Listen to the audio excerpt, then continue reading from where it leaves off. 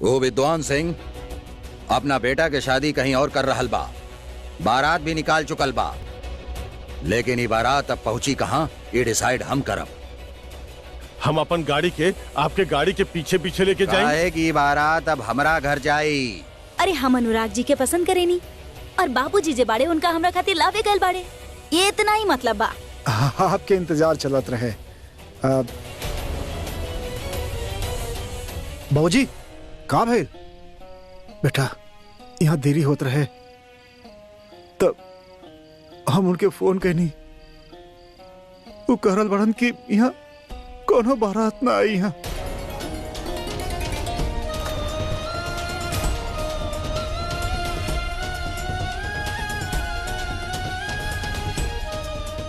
हम कहा जवाब देव सबके? हमार नाक कट जाए, हमार बिटिया मंडप से ऐसे ही उठ जाए। बेटा का ऐसे ना उठे हमार बहन बाबूजी, अब तक दूल्हा के साथ ही उठी। अभी लेके आवतानी, खेला नहीं खेई, बारात घूम जाए। आप सब लोग तैयारी रखिया, अभी लेके आवतानी अनुराग के। लेकिन बेटा बाबूजी आज और यही वक्त यही मंडप में अपन छोटी बहन के ब्याह रचाई। एकरा अलावा हम कुछ ना जानेला और ना ही कुछ जानल चाहेला।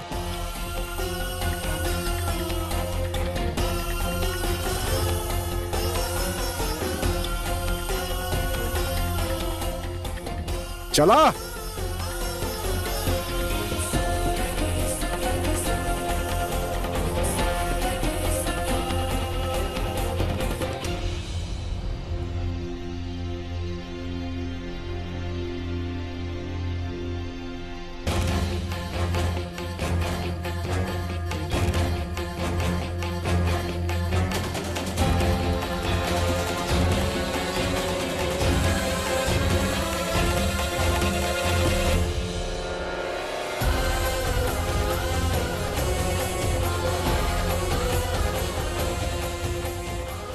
सृष्टि।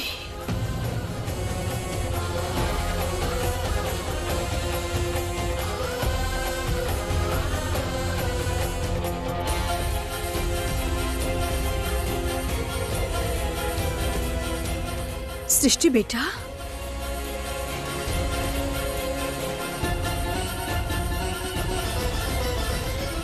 अरे ई का सुनतानी हम, बारात ना आई के बोलस हैं? अरे कैसे होई, कितना बदनामी हो जाई हमनी के लड़की के और हमनी के परिवार के। हे भगवान, ऐसा दिन देखे तो अच्छा था मरिए जाती तो अच्छा हो के। आप चुप हो जाइए, चुप हो जाइए भगवान की खातिर। सृष्टि के साथ कुछ न भइल, सृष्टि के ब्याह होगी। सुमेर गईल बाना, वो बारात लेके आई। आप सुन रहल बानी ना?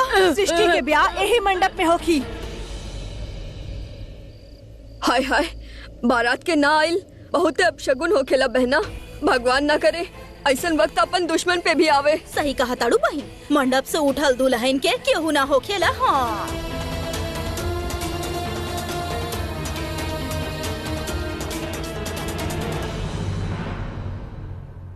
माफी मांगी भोले बाबा से, हमरा सामने प्रायश्चित करी या दंड भुगती। जाएं जाके अनुराग के तैयार करा शादी के खातिर, और ना तो आप तैयार हो जाएं माया के सारा बंधन से मुक्ति पावे खातिर ब्रिजभान बाबू।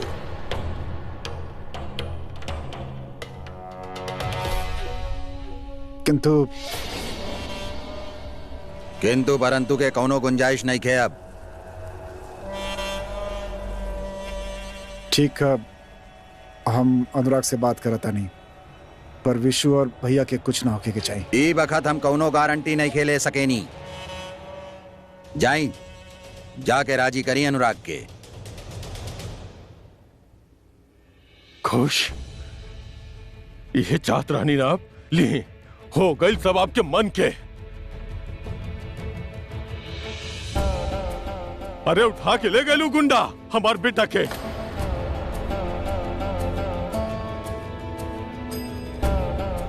भगवान जाने कौना हाल में होगी हमार बेटा। अरे सिर्फ बेटा ये उठा के नहीं ले गए विकराल सिंह, साथ में हमारी इज्जत भी ले गई। अरे लोगन के तो सिर्फ घर लूटेला, हमार तो मान मर्यादा सब लुट गई। अरे ऐसे कैसे लूट गई? अरे कायदा कानून भी कोनो चीज बा? ऐसे कैसे हो सकेला? पुलिस के फोन लगावा।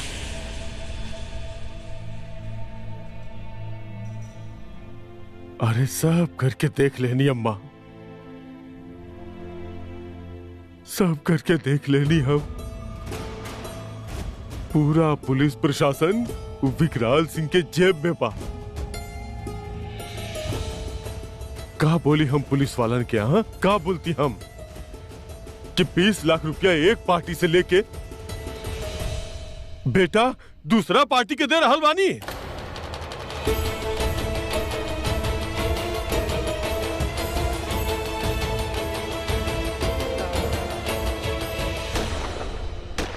रिजवान सिंह, अनुराग बाबू बाहर निकली।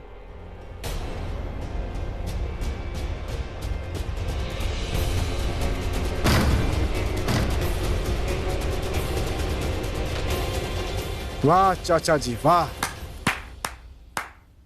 आप तो हमारे बाबूजी के पगड़ी उछाल देनी।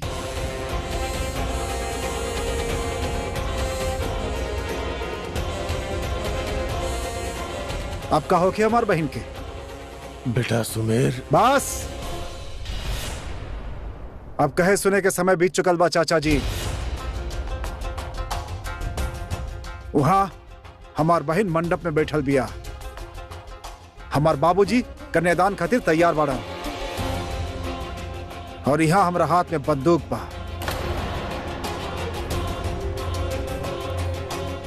बस आप भी बता दी कि अनुराग कहाँ बा।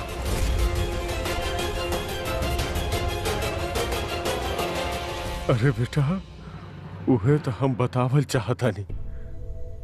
हम अनुराग के लेके तोहरा घर खातिर ही निकलल रही, बीच में विकराल सिंह बंदूक के नोक पे अनुराग और ब्रिजभान के किडनैप कर लेला।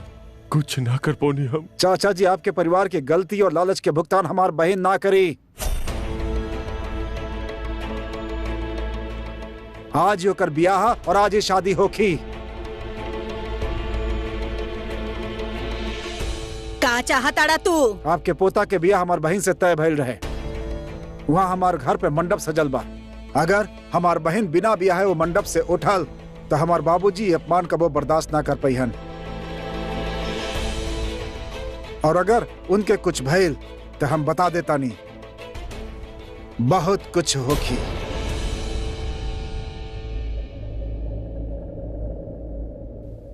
दुल्हन मंडप से बिना ब्याह के ना उठी। तोहार बहन के शादी हमार पोता से ही होई।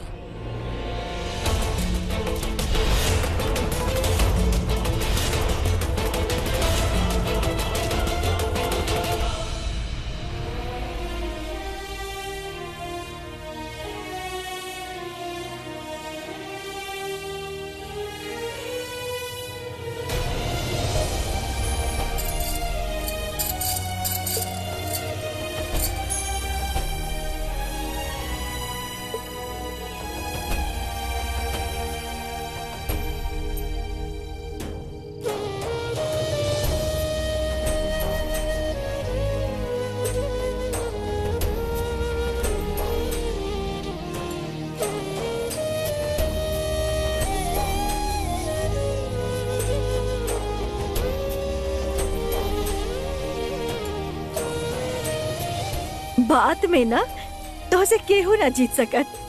अनुराग के लंदन के पढ़ाई ना धनल के धनल रह जाई। अब जे कुछ भी बाकी रह गइल बा ना तैयार होके में वो करला। बारात आवे के वक्त हो गइल बा।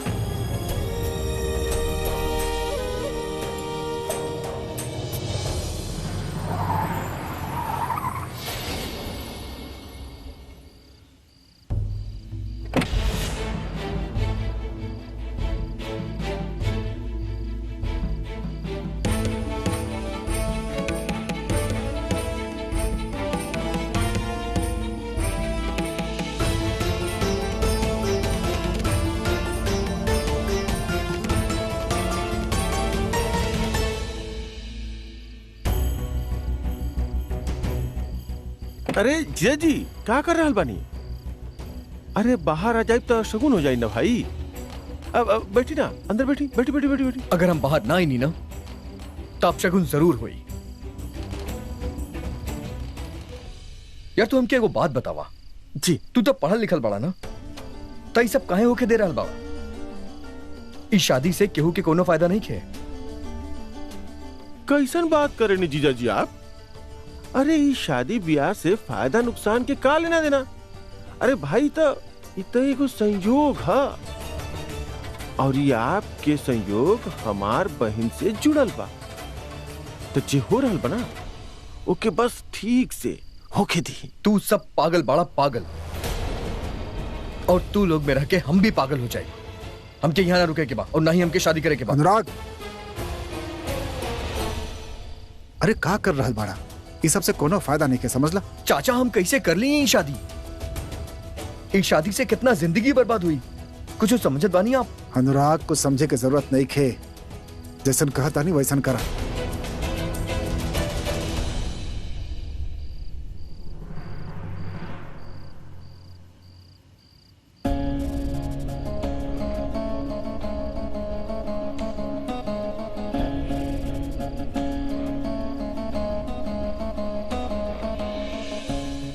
बेटिया, आज ही घर के मान मर्यादा सब तोहरा हाथ में बा।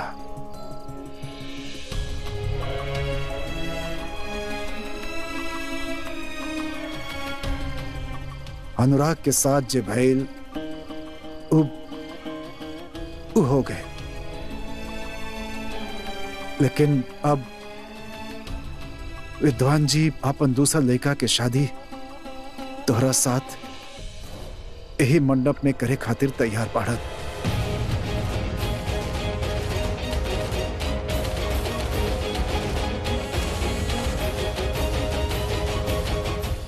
शायद ईश्वर की भी यही इच्छा बा।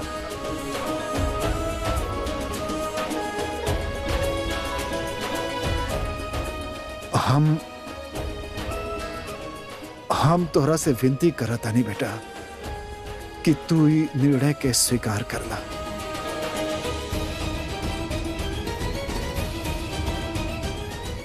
सबकर इज्जत रह जाए।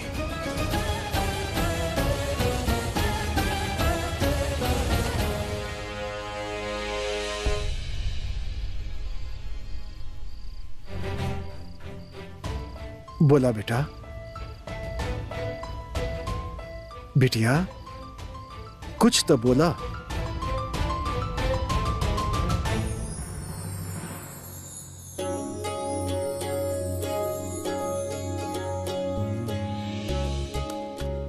अरे वाह दीदी, इतना कम समय में इतना गाढ़ा रंग आपके मेहंदी के। आपके होखे वाला पति आपसे बहुत प्यार करी। Thank you. बस भी करा, शादी के मुहूर्त ना निकल जाई। अच्छा दीदी, थोड़ा दुपट्टा सही कर देता ही फटाफट।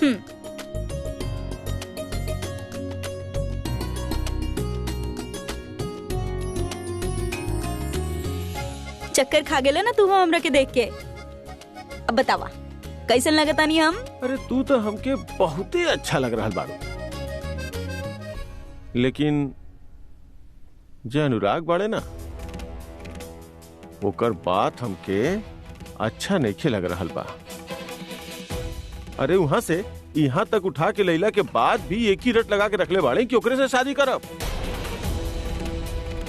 और दिल तो कर रहा बा कि बस काहे काहे इनकार करता शादी से? अरे काहे का इनकार कर रहा बाड़े? एक ही बात कर रहा बाड़े कि जहाँ हमारा बारात जात रहे ओकरे से शादी करब हम, ना तो ना करब। तक मजाक करत रहे हमरा साथे अभी तक। अरे मजाक तो तू कर रहल बाड़ा ओकरा साथ। अब भी समय बा, जाए दो के। अम्मा अब समय नहीं खे, अब ना जाए दे सकी नहीं ओकरा के हम। ई धोखा के परिणाम तो ओकरा भुगते के ही पड़ी। पापा, आप हमरा से ही का स्वीकारे खातिर कह रहल बानी?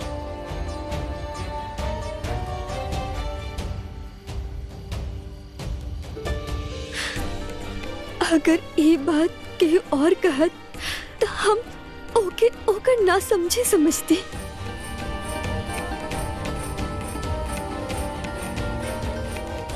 लेकिन एकरा के का मानी। हम सोचत रहनी कि हमके अपन बारे में सोचे के जरूरत ही नहीं थे। काहे कि हमार पापा हमार बारे में हमरा से ज्यादा अच्छा से समझेले। जे गांव समाज से लड़के हमके कानून के पढ़ाई करवावले। हमारा लड़की भइल के बावजूद हमके लड़की भइला के एहसास से दूर रखेले। जे हमार मन के हमसे ज्यादा अच्छे से पढ़ सकेले पापा। वो आज मंडप इज्जत की खातिर हमके अंधा कुआं में फेंक रहल बाड़े।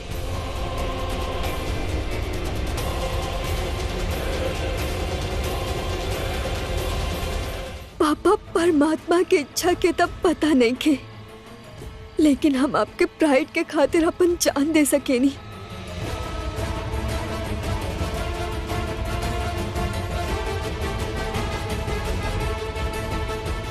लेकिन कौन परंपरा के खातिर ना ना पापा। लेकिन बिटिया ये सब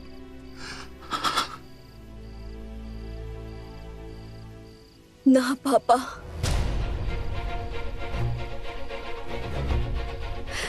हम शादी ना कर सके नहीं।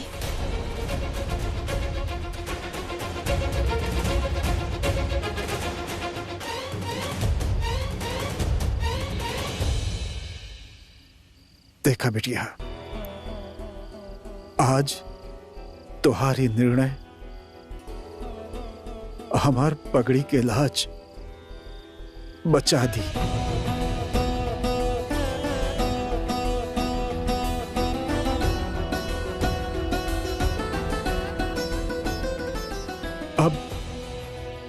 अब हम तोरा से और कहा कहीं बेटा। बाकी तू समझदार बाड़ू, तो के जैसन ठीक लागता तू ऐसा नहीं करा, वैसा नहीं करा।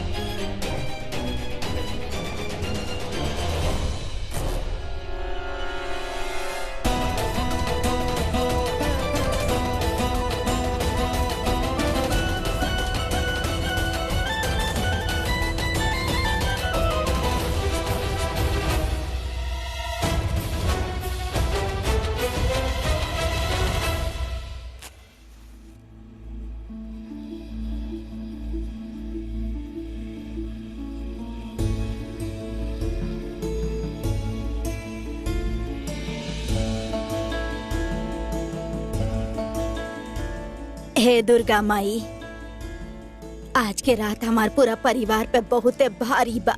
सब कुछ अच्छा से निपटा दा माँ। हम पूरा परिवार के साथ चुनरी चढ़ावे आईब।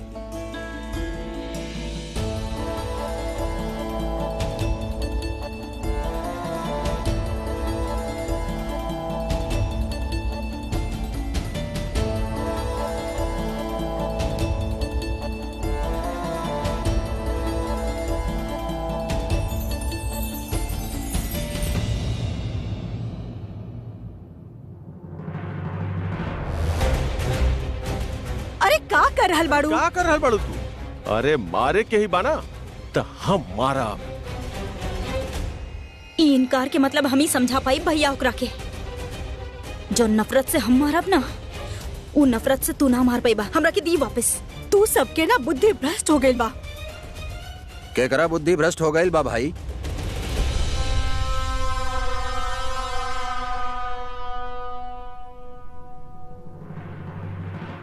और का कहत रहनी आप अभी कि जैसे आप मरिया वैसे केहू नइखे मार सकेला। चलिए मान लेत बानी आपके बात। बंदूक से केहू के भी मारल बहुते आसान होखेला बेटा जी। केकरा के मारे के बा ई तय करे में असली ताकत बा, समझनी आप? आज अनुराग के पास मरे के ऑप्शन नहीं खे। ओकरा के आपसे शादी करे की ही होखी, हर हाल में करें के होखी।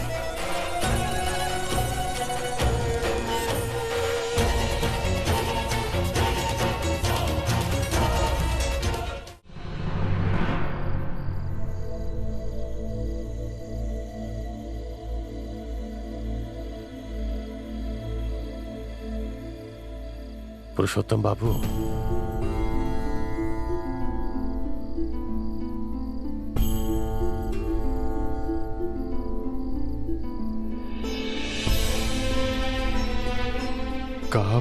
कहा कहीं हम आपसे आज शाम से इतना सच और झूठ देख ले बानी ना, अब तो खुद पे भी भरोसा नहीं खे रहल हमार।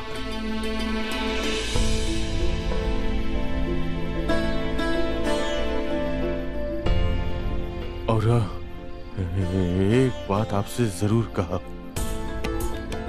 ये हमार छोट बेटा विशु मन के एकदम साफ बा। वो उतना ही समझेला जे सामने देखेला।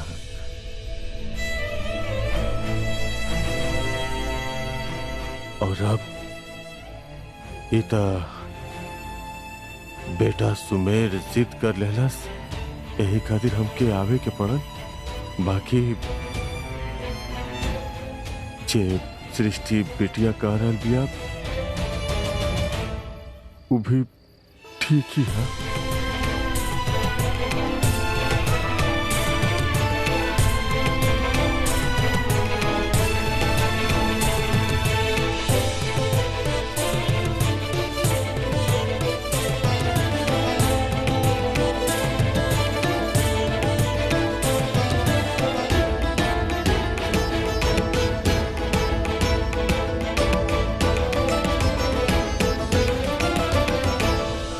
पापा चली, घर चली, हमनी के ना करे के बा कोनो शादी वादी। चली।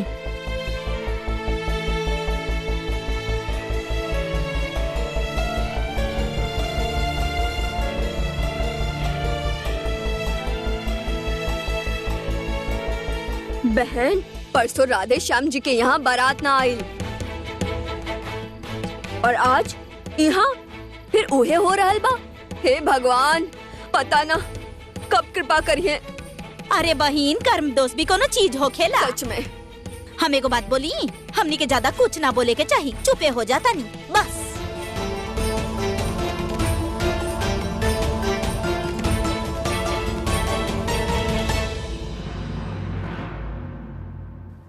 अरे कितना टाइम लगेला एगो फोन लगावे में? हाँ अरे मम्मी, हम कोशिश तो करत आनी, बाकी पापा फोन नहीं खे उठावत। ए पुआ, छोटका फूफा फोन नहीं खे उठावत। हमरा के काला गेला अनुराग बबुआ के फेरा होत होई, ऐसे फोन नहीं खे उठावत। हाँ, ये लोग फोन काहे ना उठा रहल बाड़े? पता ना का लीला चल रहल हो क्यों। वहाँ परेशान होके के जरूरत नहीं खे। जौन बोले बाड़ू वो तो काटे के पड़ी।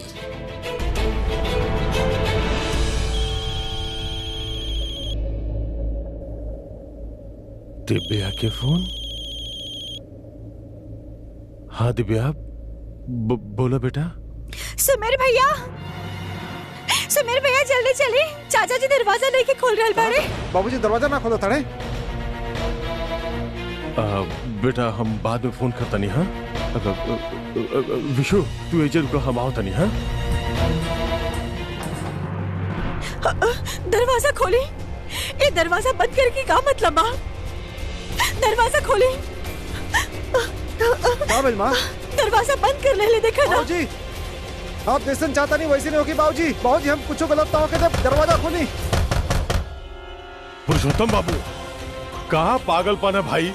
हम लोग बैठ के बात करता नहीं ना, कौन न कौन रास्ता जरूर निकले। हाँ आप दरवाजा तो खोली। पुरुषोत्तम जी बाबूजी प्लीज दरवाजा खोली बाबूजी।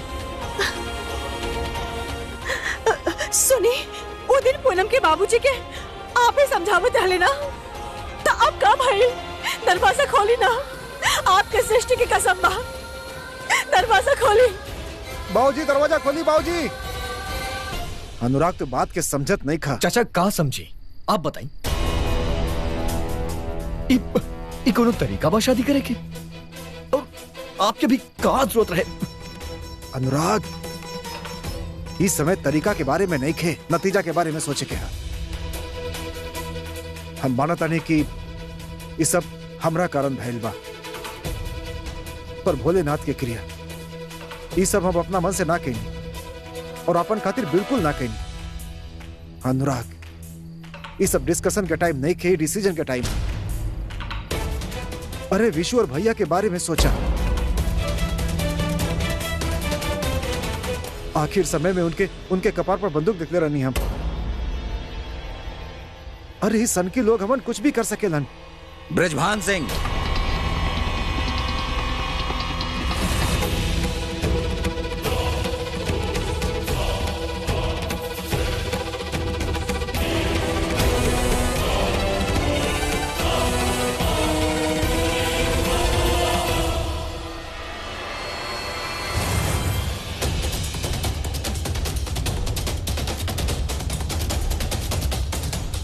चलिए आज आपके साथ हिसाब बराबर कर लिया जाएगा।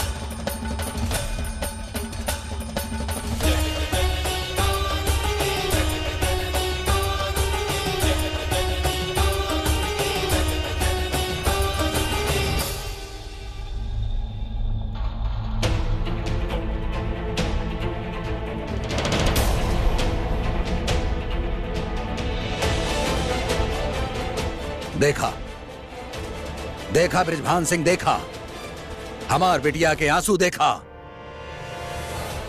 22 साल हो गए हम अपन बेटी के चेहरा पे सिर्फ हंसी देखा आइल बानी, लेकिन आज आप लोगन की वजह से ओकरा आंख में आंसू आ।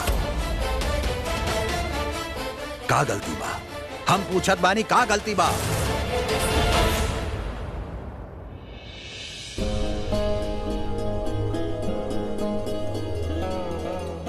बाबूजी दरवाजा खोली। बाबूजी बाबूजी प्लीज दरवाजा खोली।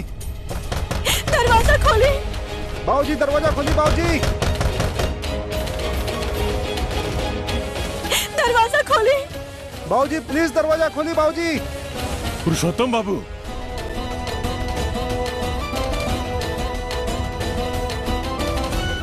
पापा पापा दरवाजा खोली। पापा पापा हम आपसे बात ना करब।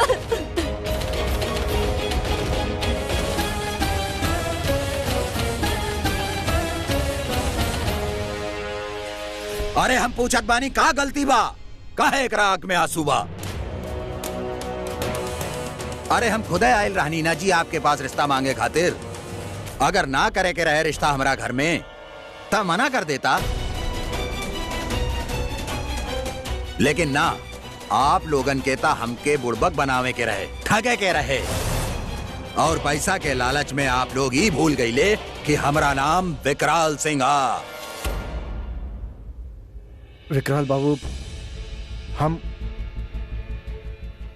ऐसन कुछ सोच के ना कैले रहनी, माना तनी गलती हो गई बा, का करें, बख्श दी। बकस दी?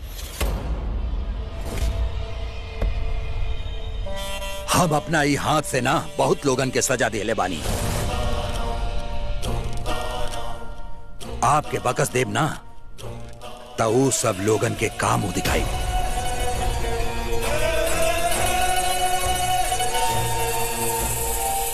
हमार बिटिया के आंसू के कीमत ना आपके पूरा नस्ल के चुकावे के पड़े। बृजभान सिंह, जे भी देवता आपके फेवरेट बाना याद कर ली फटाफट, ये आपके आखिरी समय बा।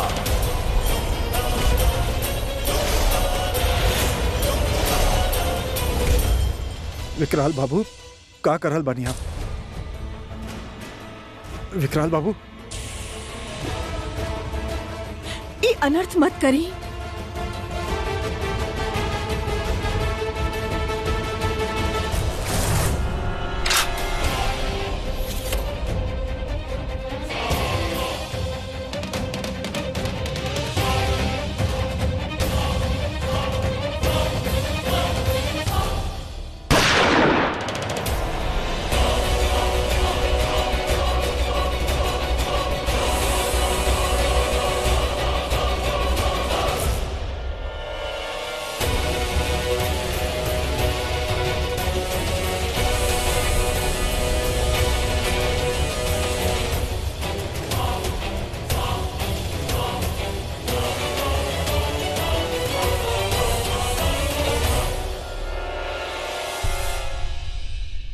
पापा, दरवाजा खोली ना।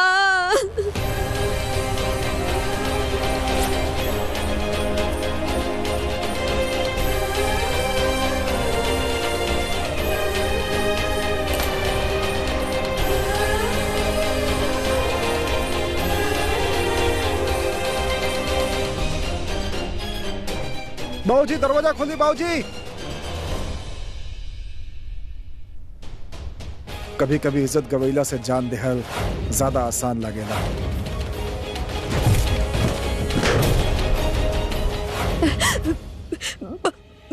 पापा, आज हमार शादी बा, हमके विदा ना करब।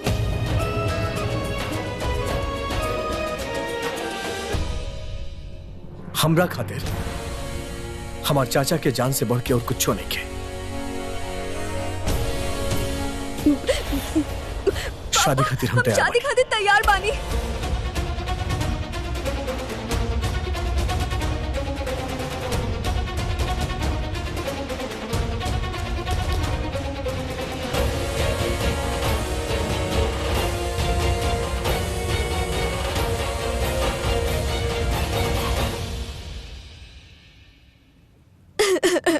खोला ना।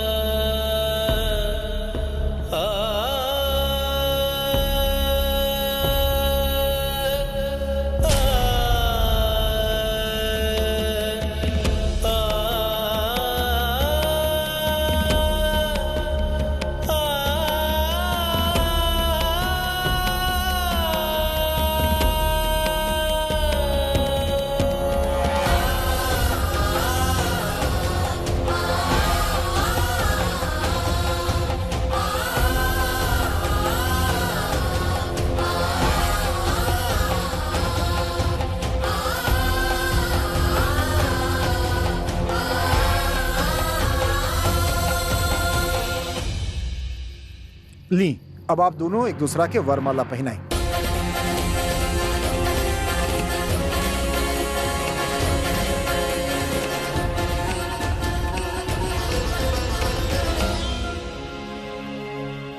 अब आप इनकरा के वरमाला पहनाई।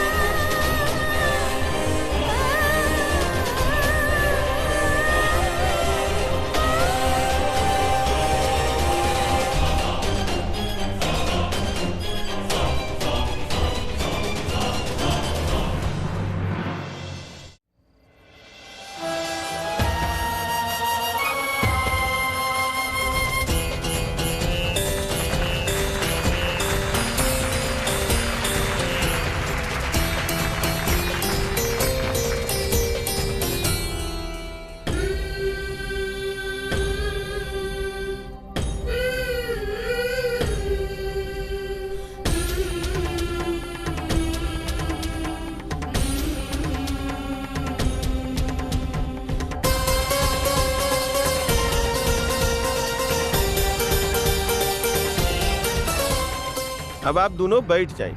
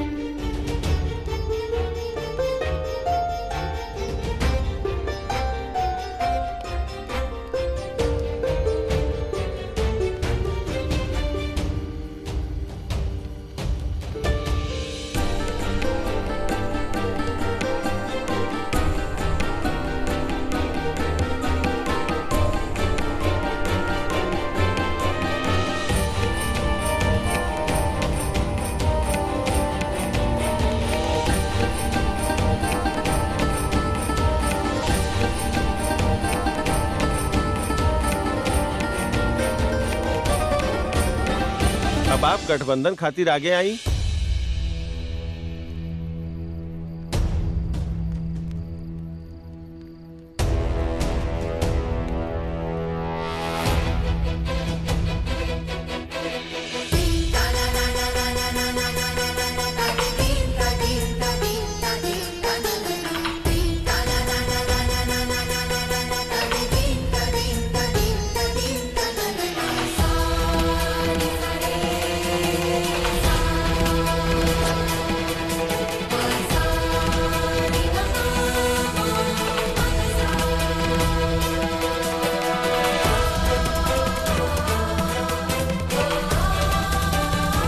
अब आप कन्या के मांग में सिंदूर भरी।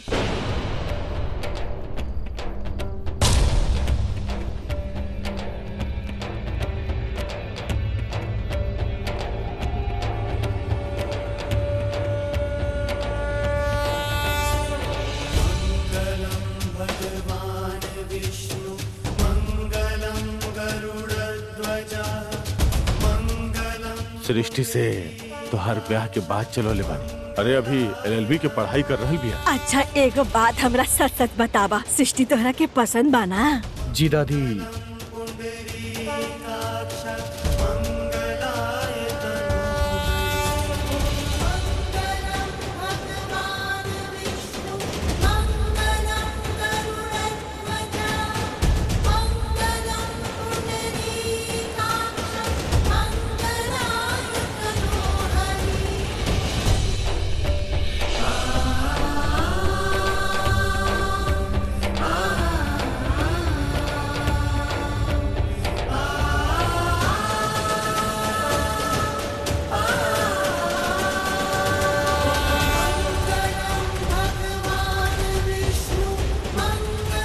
तोहरा नजर में अनुराग से कोनो अच्छा लड़का होखे तो वो भी हमरा के बता दा।